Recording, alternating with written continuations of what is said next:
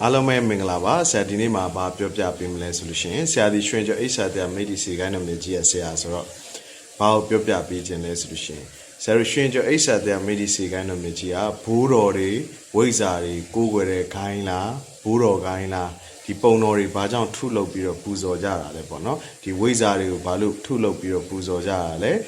ဆိုတဲ့ဟာကိုဆရာပြောပြပေးမယ်ဘာလို့လဲဆိုလို့ရှိရင်ဒီကိစ္စကိုလူတွေကလည်းသိကျင်တယ်မေးကြတယ်ပေါ့နော်ဟာဒီဘိုးတော်တွေဝိဇ္ဇာတွေပဲရှင်ဘိုးတော်လိုင်းလို့ဘာလို့အထင်လွဲမှားမှုတွေလည်းလူတွေမှာရှိနေကြတယ်အဲ့တော့ဆရာရှင်းပြပေးချင်တာပေါ့နော်အဲ့တော့အချိန်ရလို့ရှိရင်ဒီဗီဒီယိုလေးကိုကြည့်သွားပါရွှေကျော်ဆရာမတွေနဲ့တကွာဂိုင်းတော်ရဲ့ပညာကိုလေ့လာနေဆိုလို့ရှိရင် like share repost လေးလုပ်သွားပါလို့နော်အဲ့တော့ရွှေကျော်အိဆာတဲ့မိတ်ဒီစီကိုင်းတော်မြတ်ကြီးမှာဆရာတော်ကြီးတွေပေါ့နော်ဒီဝိဇ္ဇာကြီးတွေနတ်မင်းလေးပါအမေမေတော်ပေါ့ဒီလိုပုံကိုယ်တွေကိုဘာလို့ပူဇော်ကြော့ကြရလဲဘာအတွက်ကြောင့်လဲပေါ့နော်နံပါတ်1ထွက်ရပေါက်ဝိဇ္ဇာဖြစ်နေလို့လားနံပါတ်2ဆရာတော်တကူရှိနေလို့လားဒီပုံကိုယ်တွေကနံပါတ်3စေးတော်ဖော်ဆက်ခွဲလို့လားနံပါတ်4စီးပွားလက်လာပါကိုလိုချင်လို့လားနံပါတ်5ကကြတော့တန်မိုးမဖြတ်နိုင်တဲ့ပညာနဲ့စေးတော်ကိုလက်ဆင့်ကံပေးအပ်ခဲ့လို့လားနော်အဲ့ဒီမေခွန်5ခုရှိမယ်ပေါ့အဲ့တော့ဒီအဖြေကိုဆရာတို့ကဖြေရမယ်ဆိုရင်ရွှေကျော်အိဆာတဲ့မိတ်ဒီစီကိုင်းတော်မြတ်ကြီ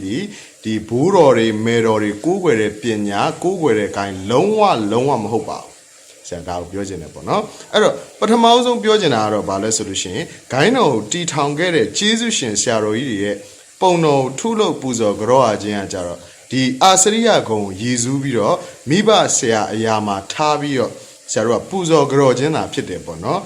အလွန်မြင့်မြတ်တဲ့ဒီစေးတော်နဲ့ဒီပညာများကိုဆရာတို့သစ္စာရှိနဲ့ထိမ့်သိမ့်ပြီးတော့လက်ဆင့်ကံပေးအပ်ခဲ့တယ်မပွားမများဘူးဒီစေးတော်တွေကိုလက်လာပါအောင်မျှော်ကိုပြီးတော့မဖြတ်စည်းခဲ့ဘူးပေါ့နော်ဒီလိုအဆင့်ဆင့်လက်ဆင့်ကမ်းခဲ့တယ်ပညာစားမချမ်းဒီဆရာတော်ကြီးတွေကနေပြီးတော့ပညာတွေပေးအပ်ခဲ့ပြီးတော့သင်ကြားပေးခဲ့တယ်ဂုံကျေးဇူးကိုရည်စူးပြီးတော့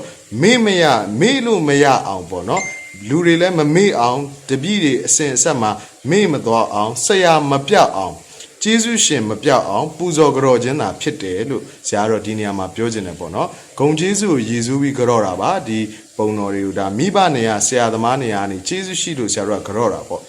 ဝိဇ္ဇာဖြစ်လို့ထွက်ရပေါက်ပုဂ္ဂိုလ်မလို့ဖះเจ้าဆောင်ပေါ်မှာတင်ထားပြီးကိုးကွယ်ခြင်းလုံးဝမဟုတ်ပါဘူးဘယ်ဝိဇ္ဇာဘယ်နတ်ကူမှမကိုးကွယ်ရပါဘူးဆရာတို့ကိုးကွယ်တဲ့ခိုင်းလည်းမဟုတ်ဘူးထို့သောကိုးကွယ်မယ်ဆိုလို့ရှိရင်လည်းတရဏဂုံပြတ်တယ်ပြီးတော့ဝိဇ္ဇာတိုင်းတကူရှင်တိုင်းအောင်သာကိုးကွယ်ခြင်းဆိုလို့ရှိရင်69ပါးသောဝိဇ္ဇာဆရာတွေရှိတယ်နော်ဝိဇ္ဇာ8000ဆရာအပေါင်းရှိတယ်ဒီဖះเจ้าဆောင်ပေါ်မှာစမှမလားစဉ်းစားကြည့်လိုက်နော်ဆရာတို့ခိုင်းဒီအဲ့ဒါကြောင့်မလို့ဝိဇ္ဇာမှန်သမျှတကူရှိသမျှလဲလိုက်ပြီးရောရောင်ကိုးကွယ်နေစရာလိုတဲ့ခိုင်းပူဇော်လိုက်ပြီးတော့ကိုးကွယ်ပြီးတော့ပုံတော်တွေထားနေတဲ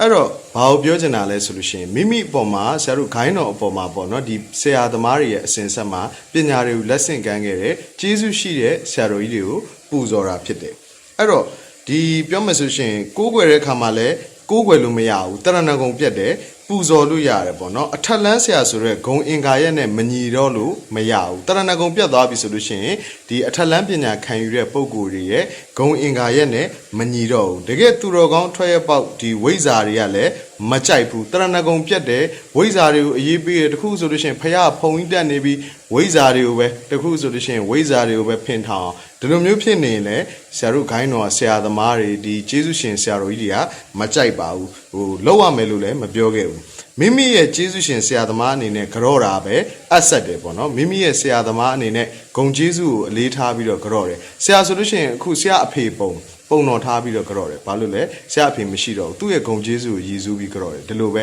ကိုမိဘဟုတ်တယ်ဒီလိုပဲတန်ဖိုးထားသလိုဆရာတော်ကြီးတွေလည်းတန်ဖိုးထားတယ်ဒီလိုပဲသွားတယ်ပေါ့နော်ဒါတခြားဆရာတွေကတော့သူတို့အဆင်ပြေတာရှိမယ်မပြေတာရှိမယ်သူတို့ရဲ့ဒါမိဘတွေရှိသေးတာလည်းဖြစ်မယ်မရှိတော့တာလည်းဖြစ်ဆရာရဲ့ဒါအနေထားကိုပြောပြတာပေါ့နော်အဲ့တော့ဝိဇ္ဇာဖြစ်နေလို့ပူဇော်ကြော့တာဒီလုံးဝမဟုတ်ဘူးမိဘဆရာသမားအနေနဲ့ပူဇာနေရနန်းဆိုရယ်ပူဇော်တိုက်တဲ့ပုံကိုယ်တွေအနေနဲ့ပဲပူဇော်တယ်ကိုးကွယ်မှုနဲ့မတူဘူးနော်ကိုးကွယ်တာဒီဘာလဲဆိုတော့